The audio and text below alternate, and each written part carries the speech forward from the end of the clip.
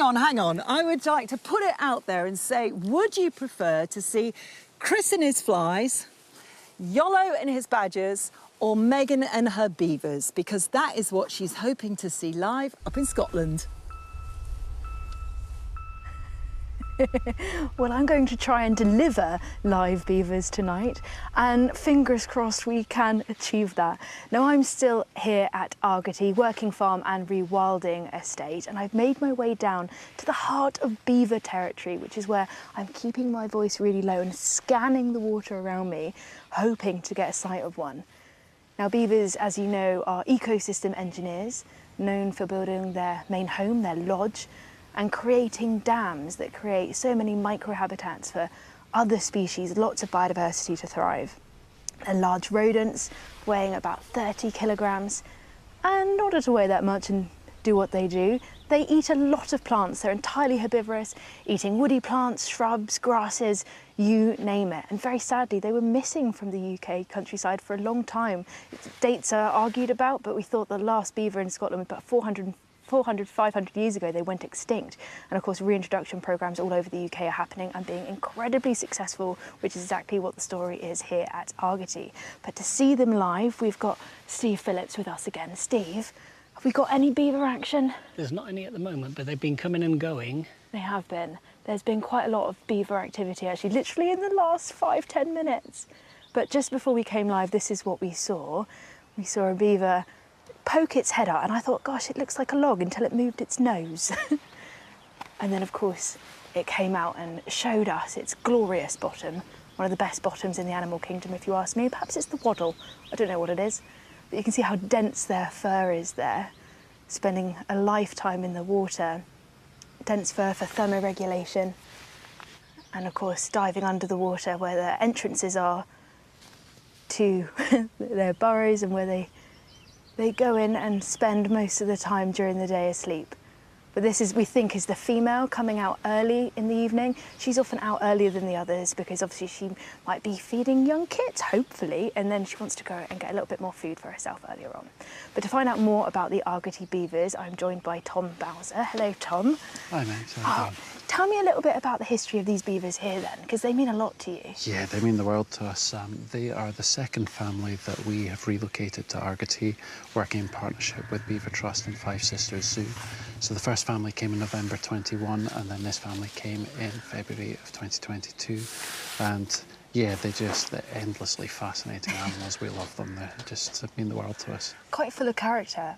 But I guess, like, that moment when that crate door opened and the first one made its way out here, that must have been an epic moment for you. It was huge, yeah. It's a moment I'll never forget in my life. It was, we were the first people to relocate beavers from conflict sites, moving them from areas where lethal control licenses had been issued to hopefully lower conflict sites. And yeah, it'd been quite a full-on consultation process. We got a lot of support, but a lot of opposition as well. And when we finally got through it and opened the crates and let them out, well, I spent the whole day trying not to cry, to be honest. Oh, bless you. I could imagine what a moment that was and what a fight it was here, because I mean, this is still a working farm, and have beavers on your land has actually, you think, benefited the area massively? Oh, hugely. I mean, since the beavers have arrived, we've had drought summers, we've had rainy winters, and the beavers seem to have an answer for everything. They're not causing us any problems at all, and I think the same could be said for most places in Scotland. You know, so many places look like this and they're not going to cause an issue. Yeah. And in fact, they're saving us thousands of pounds in flood damage that we used to have, but we don't now, because the beavers are building their dams and digging canals and knocking down trees, and the water just has to work a lot harder to get through this landscape. In this pond here, we've probably got an extra 1 million litres of water, Stirling University scientists calculate, so it's remarkable. a huge thing. Well, you can see just how much water it is able to hold, and especially in the grips of the climate crisis, where we know we're going to suffer from flooding, we're going to suffer from droughts. Actually, beavers, you know, they're not the overall solution for sure, but gosh, they help. Definitely. I mean, right now we need all the help we can get. We can't say beavers are a silver bullet that can solve everything, but why would we not try and encourage them across Britain when we know what they can do when science shows it? Yeah, definitely. Yeah, it's about, I think, having tolerance, isn't it, of the animals that we've kind of forgotten how to live alongside. But we did historically, but obviously that was generations ago, decades ago.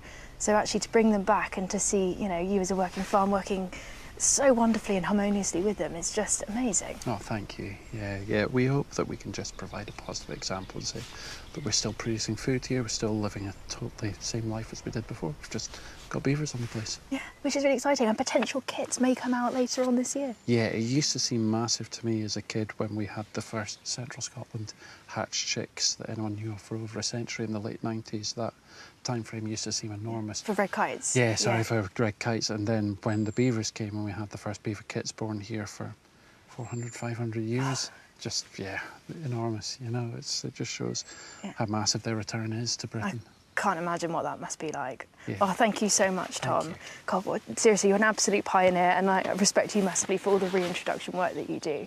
Let's go up to Megan now. Megan, we hope you got live beaver for us.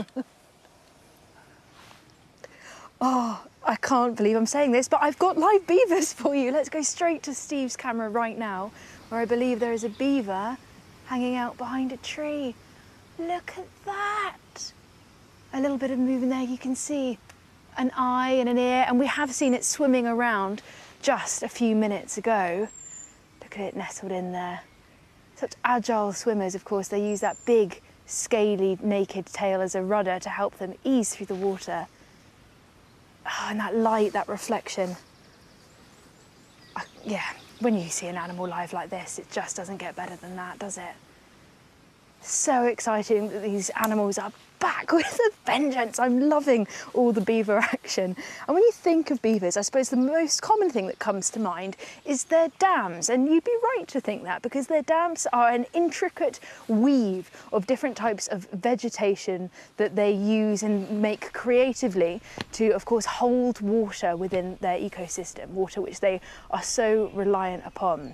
Now, in the summer, if the water level gets below 68 centimetres, this is what triggers the damming behaviour. They won't just dam for the sake of it, they'll only dam if they need to increase that water level, to make sure that their lodge and the entrance to their lodges are under the water level, creating better protection from predators, but also as well to basically expand their habitat, because they'll only go out to forage about 20 to 30 metres usually from where they are. So it expands their habitat, they're able to go out and explore a bit more. And there are different, oh, we've got more swimming.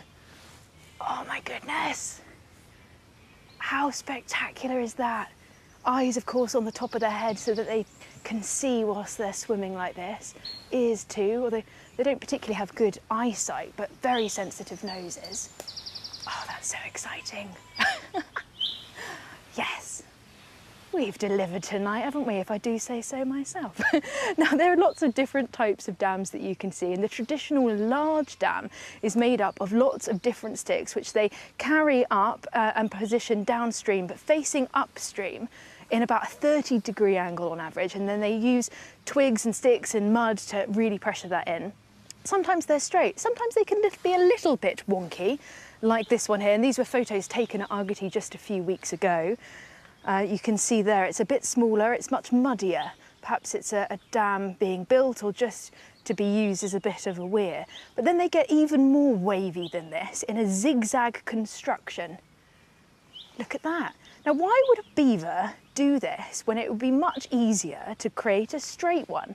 Less energy, less resources, having to go out and get things to create a straight one. Well, they have a very specific reason for doing this. So I've got my beaver buds down here, and this is a straight beaver dam, or what represents it. Now, there's of course a lot of flow that comes up here, and per metre of beaver dam, it can withhold 1,340 litres of water, which is the equivalent to 7.5 bathtubs.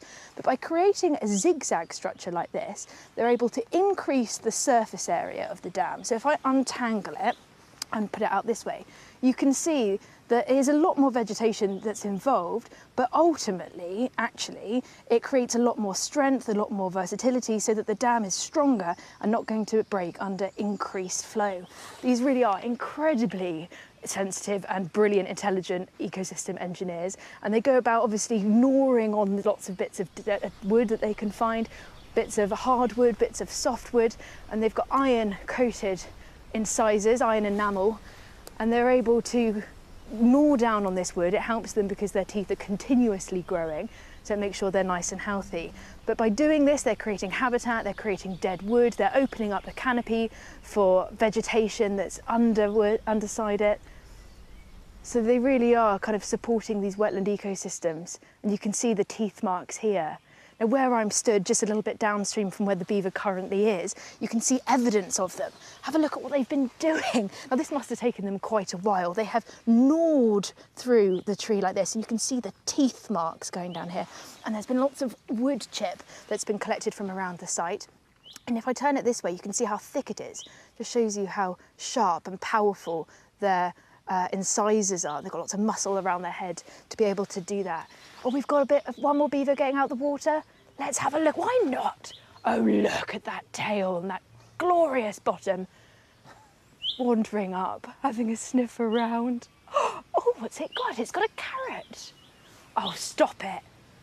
Don't say we don't spoil you. Look at that. Look at how it's got hold of it. Having a munch. Oh, I can't contain myself. This is only about, I don't know, 30 metres away from me right now. Right, okay, that's enough of live beaver. I'm sorry to pull you away from it. I really, really am. Oh my goodness, I need to compose myself. And whilst I do that, let's head back to Arn, where Chris, Michaela and Yolo are waiting. Yeah, well, it's all right, isn't it? Beaver eating a carrot is all right, but it's hardly live badgers, though, is it? Hardly live badgers. That's Come what on. you needed, a carrot. A carrot, That's all you needed. Carrots and peanuts next time.